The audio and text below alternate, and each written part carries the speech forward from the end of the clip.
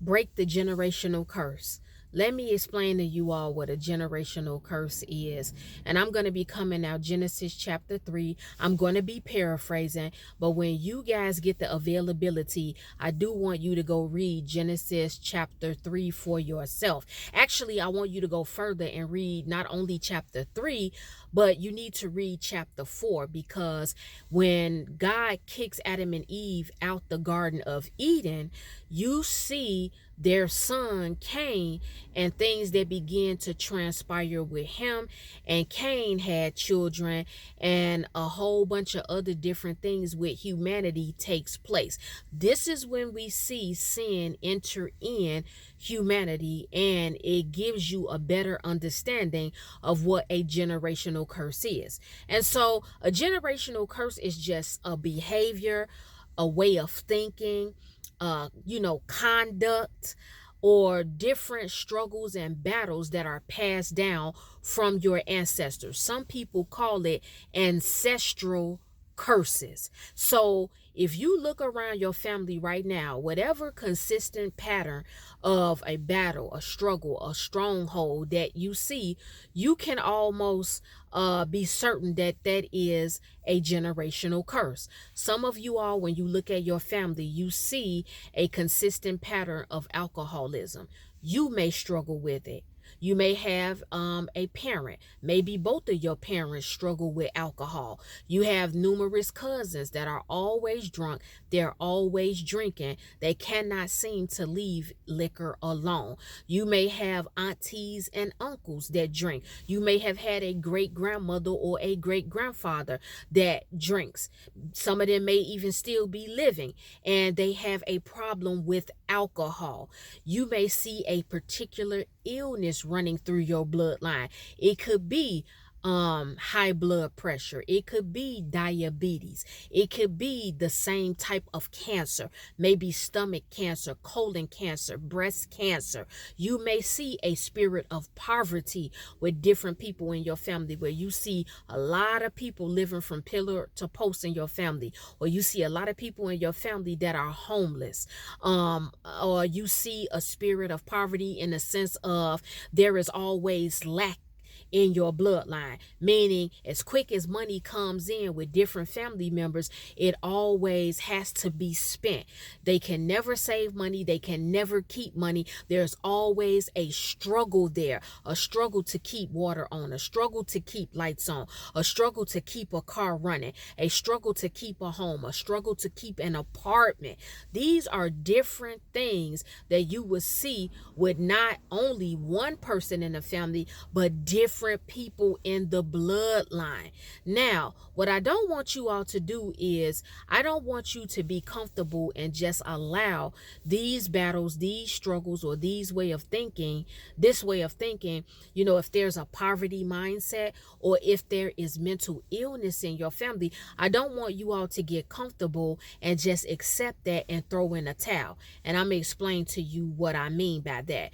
I remember years ago at a job that I worked, there was a young lady who was talking about her family. The conversation was about family. People were talking about their parents and their loved ones. I think it was like the holiday season coming up. And so this one young lady was saying how she just blurted it out.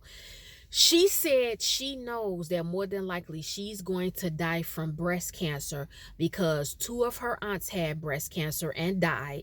And she said that she had a aunt, or I think a cousin, with breast cancer.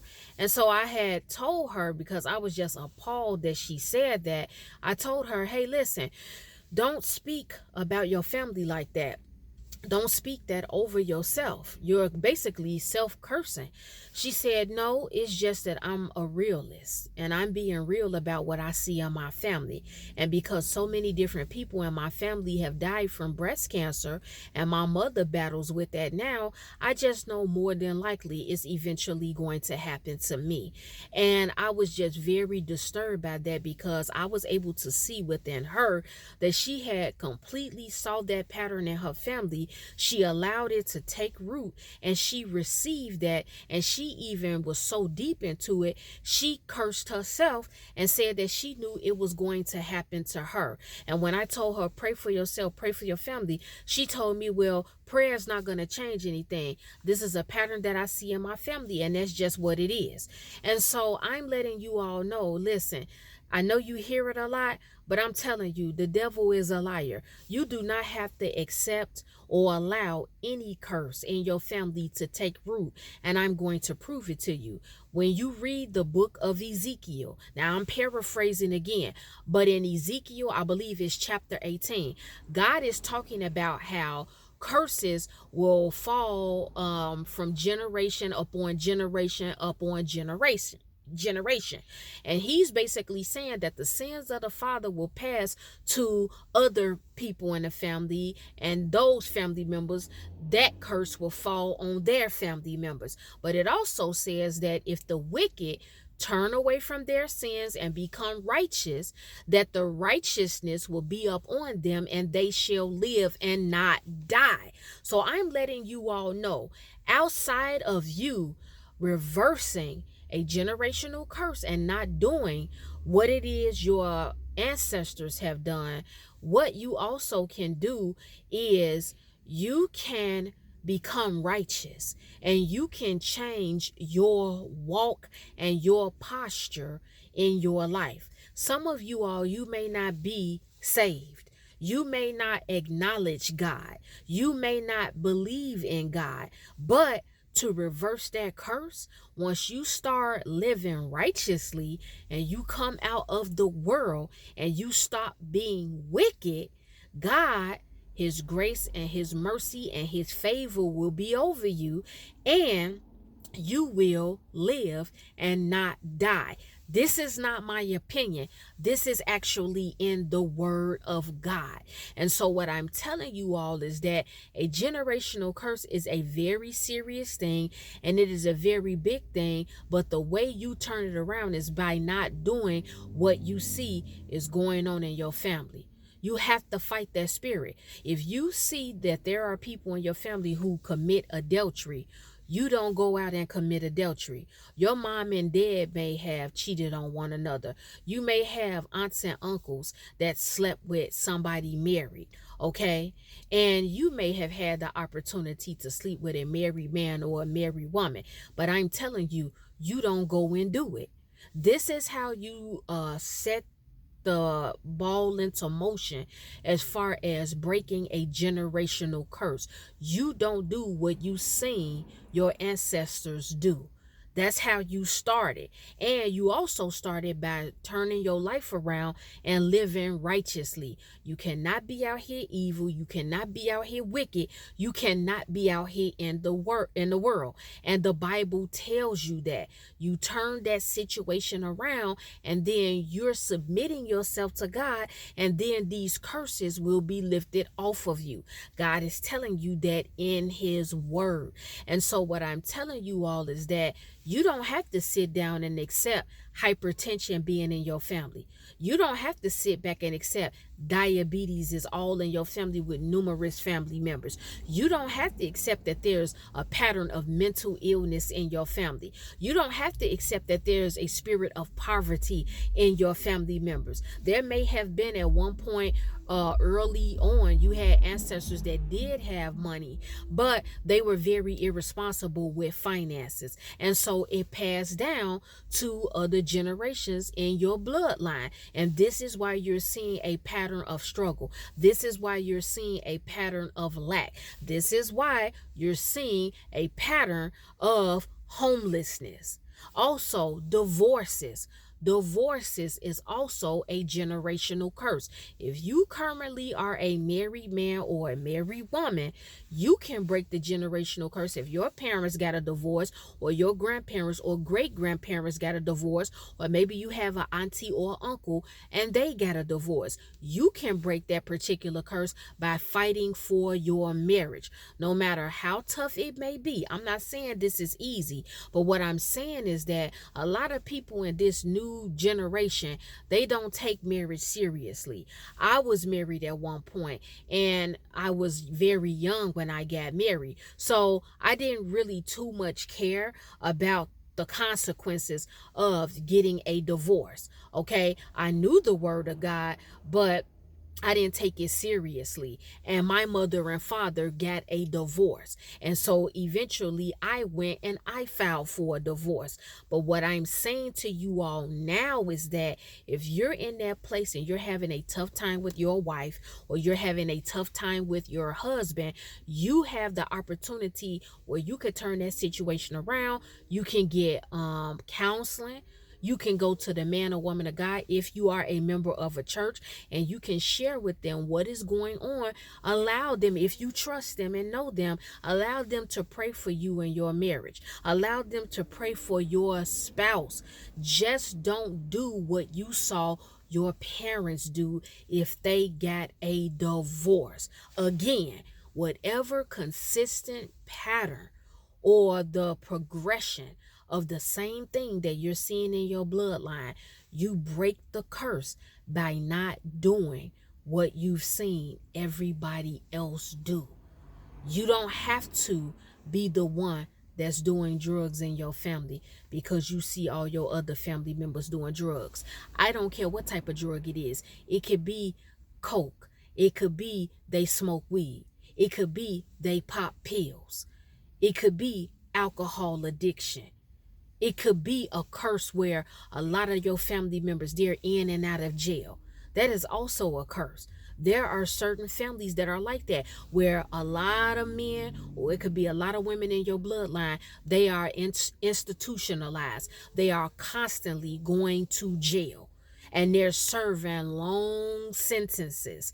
You can turn it around. You don't have to be in the streets. You don't have to be a criminal. There is another way. And the Bible tells you that. Everybody that's viewing this video message, you may not receive it. You may not understand it. But this is why I say, when you have the availability, you really need to sit down and read the book of Genesis, especially chapter 3 and chapter 4. And then you need to go further and read the book of Ezekiel, chapter 18. There is a way that you can be the first one. I don't care if you're the very first one in your family to be an inspiration and a light to your bloodline, where you turn around and you do the opposite of what you see everybody else doing. Speak over your family. You can say, you know what? My great-grandmother and my great-grandfather, or my grandmother and my grandfather, or my mom and my dad, diabetes stopped with them. Adultery stopped with them. Drug addiction and alcohol addiction is stopped with them. The spirit of poverty stopped with them. Don't speak and be comfortable and allow what you see the enemy has been doing in your bloodline. Don't let it take root to where you accept that position. Fight for your family. Pray for your family. Speak positive things over your family. You fight, okay? Anything that's under the sexual, immoral umbrella, you need to be praying against it. But how many of you are willing to do this? Are you too arrogant and too prideful to do this? Do you care enough about your family and about your bloodline where you will start to fight against these things? If God has still graced you with breath in your body, that means that he has given you another chance. You are chosen for such a time as this. You are part of God's remnant. You are still living and breathing in a very dangerous time. And so none of you all are ignorant to the consistency and the demonic cycles in your family. However that looks for you, it can be poverty. It can be a certain stronghold or addiction or battle and struggle. It could be a certain mindset. Whatever it is, I'm telling you, you need to break the generational curse. You don't have to get comfortable with that and sit down in that and accept that. You don't. In the beginning of time, when God created Adam and Eve, that is when we see sin set in. Eve allowed the enemy to seduce her and manipulate her, and it caused her to go against God. Her and Adam went against God. And because of Adam and Eve's sin, that curse that God put up on them, it has trickled down to us. But because of God sending his son as the living sacrifice, he has given humanity a second chance to clean up our mess and to turn some things around. There are numerous promises in the word of God. God is simply asking us to change our posture, give our hearts and our attention to him, come out of the world, stop being wicked. Stop being wicked. How many of you are ready to turn your life completely around and fight these battles and pray for your family? You don't ever sit down and back up against the wall and let the enemy have his way with yourself or your children or your wife or your husband or your parents or your aunties or your uncles. I understand that in families, a lot of arrogance goes on in families. I talk about it all the time, where there are certain family members, they will raise themselves up and they will feel like because they are more successful or they don't have a particular battle or struggle that other family members do, that they are better than them or they're superior to them. But newsflash, I don't care how high or low someone is in your bloodline, all of you all at the end of the day are in the same exact bloodline. So you're not all that, because God chose you in the particular bloodline that you're in. So my thing is, what are you willing to do? You have to do the opposite of what you saw or see your elders and people in the family are doing. You will hear certain people say, well, I'm the first person in my family that ever went to college. It may have been a curse in somebody's family where there have been a lack of education. Nobody is educated and everybody in your family has dropped out of school. Nobody has an education past 5th or 6th grade or past their freshman or sophomore year in high school. Certain people have never been to college, whether they graduated or not. There are some families where nobody has ever even had a taste of college. I don't care if you went to a college for 1 or 2 years. You may have went to a junior college. Some families, they've never even experienced that. So you may be the first one where you actually go away to a 4-year university. Or you go to college and you become successful and you graduate. You actually make it through and you get your degree in whatever it is. All I'm saying, guys, is you have got to break the generational curse. God dropped this in my spirit a couple of days ago. So I went and I started reading in Genesis, and I did a little bit of studying on it because I pretty much already knew the story of Adam and Eve, but I just wanted to touch up some things. And like I said, you guys have the opportunity to turn it around. Break the generational curse. You don't go and do what you see everybody else in your family doing, especially when you know it goes against the word of God, and especially when you know that it is not bringing you to God. Anything you're doing that is taking you away from God, you're in a dangerous place, sir or ma'am. Turn it around. Come out of the world. Come out of sin. Lay your struggles and your battles at the feet of God. Get serious about praying about your struggles or for your family. Be serious about it. Illness does not have to run through your family. No type of illness. Mental illness, a spirit of poverty, adultery, lust, There are a lot of families that battle that, where you see different aunts and uncles and cousins, or your parents, they are just full of lust. They have multiple partners. You may have that cousin every few months. It could be a male or a female. They always have a different boyfriend or girlfriend every 3 to 6 months.